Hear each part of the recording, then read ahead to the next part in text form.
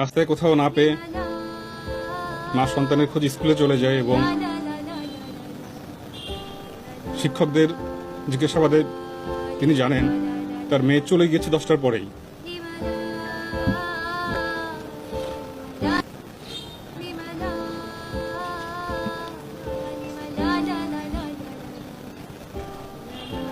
আনুমানিক 3:30টায়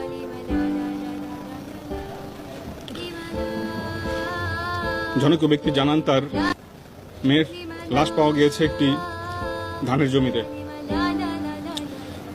মা দ্রুত সাথে ছুটে যান এবং লাশটি তার মেয়ের বলে শনাক্ত করেন।